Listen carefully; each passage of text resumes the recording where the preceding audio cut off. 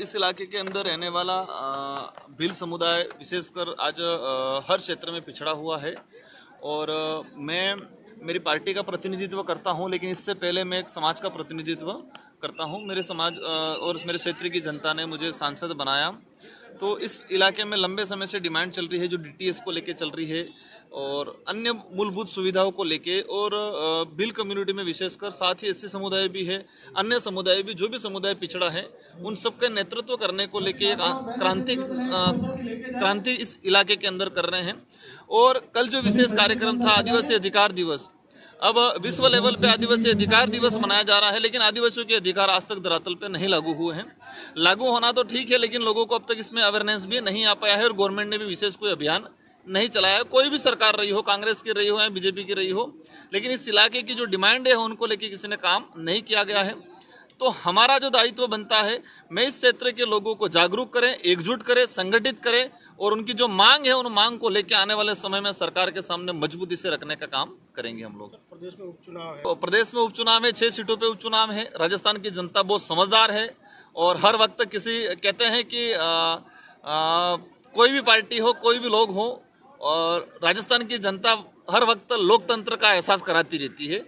तो इस बार भी 6 सीटों पे हम लोग हालांकि 2 से 3 सीटों पे चुनाव लड़ेंगे और जहां तक संभावना है हम लोग स्वतंत्र लड़ेंगे। हालांकि हमारा ये सारा डिसीजन हमारे पार्टी के पदाधिकारियों का रहेगा कि गठबंधन करेंगे या स्वतंत्र लड़ेंगे, लेकिन जहां तक संभावना है कि हम लोग स्वतंत्र लड़ेंगे और पुरजोर तरीके से लड़ेंगे। और आज 3 विधायक हैं, 1 सांसद है, अवश्य उपचुनाव में ये 5 विधायक हो जाएंगे। देखो, युवा विधायक भाई रविंद्र जी साथ में थे और साथ ही मेरे लोकसभा के सांसद साथी उम्मीदवार जी भी थे। एक सामाजिक मूवमेंट था, सामाजिक कार्यक्रम था, सभी पार्टी के लोगों को आमंत्रित किया था। हम सबका उद्देश्य एक ही है कि हमारे देश की आम जनता के हित में काम करें, देश को मजबूत बनाएं और भविष्य में राजनीति को लेकर अगर कोई चर्चा होती है तो अवश्य देखा जाएगा। राजस्थान के अंदर अगर ये नेशनल पार्टियां काम नहीं करती है तो तीसरा फ्रंट आएगा जोरदार तरीके से पूरा राजस्थान में। बीजेपी के प्रदेश अध्यक्ष का कल बीजेपी के प्रदेश प्रभारी कहते हैं कि राजकुमार रोत जो आदिवासी इलाके के अंदर 75 सालों से किसी नेताओं ने काम नहीं किया, वो काम राजकुमार रोत कर रहे हैं और जो वास्तविक समस्या है उनको उठाने का, उनको धरातल पे लागू कराने का काम राजकुमार जी रोत करते हैं। ये प्रदेश प्रभारी जी बोल रहे हैं। 2 दिन बाद प्रदेश अध्यक्ष बोल रहे हैं कि वो तोड़ने का काम कर रहे हैं। तो आप जनता समझ रही है कि कौन क्या बोल रहा है। मुझे इस पे कोई कमेंट करने की जरूरत नहीं है, लेकिन मेरा इनको यही कहना है कि दोनों जगह आप डबल इंजन की सरकार की बात करते हो। डबल इंजन की सरकार है, राजस्थान की आवाम की जो समस्या है उन पे आप काम कर लो।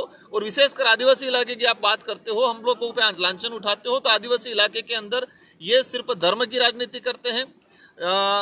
मतलब सिर्फ कोई भी बात होता है बीजेपी के खिलाफ जो भी गया उसको कहते हैं वो देश विरोधी। तो बाकी एग्रीकल्चर को लेके, एजुकेशन को लेके, रिजर्वेशन को लेके, आदिवासियों की मूलभूत समस्याओं को लेके ये कभी चर्चा नहीं करते हैं और ये आदिवासी समुदाय को समझ में आ गया। साथ ही लोग अलग अलग तरीके से माहौल बना रहे। आज हम भील प्रदेश की जो डिमांड कर रहे हैं, तो हमारा विधायक गुजरात के सीएम से भी चर्चा करेगा, हमारा विधायक मध्य प्रदेश के सीएम से भी चर्चा करेगा और हमारा विधायक महाराष्ट्र के सीएम से भी चर्चा करेगा। हमारे लोग वहाँ पार्टी के कार्यक्रम से गए थे, अब सीएम साहब से समय लिया और वो विधायक सीएम साहब से भेंट हुआ। अब किसी सीएम से मुलाकात करना, आज मैं सांसद हूँ तो मैं पीएम साहब से मुलाकात करूंगा। मुझे राजस्थान देश के प्रधानमंत्री है तो मेरी जिम्मेदारी है उनसे बात रखना। तो वो अलग तरीके से माहौल बना रहे, ऐसी कोई बात नहीं है। भारत आदिवासी पार्टी के विधायक मजबूती से भारत आदिवासी के साथ खड़े हैं और भारत आदिवासी पार्टी के लिए काम कर रहे हैं।